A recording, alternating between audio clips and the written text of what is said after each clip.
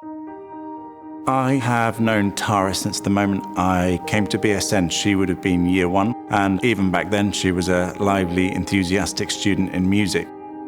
Being a musician isn't just about playing an instrument, it is about the moment you walk onto stage is the same as walking into an interview and going, this is who I am, I'm here, and these are the amazing things that I'm capable of doing.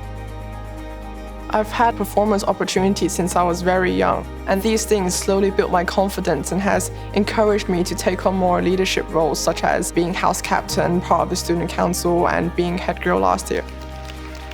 Tara's always had teachers who are behind her 100%, who know what is going to inspire her. Her confidence has grown because she has teachers who believe in her, who look for the opportunities for her and all our students to really stand out and shine.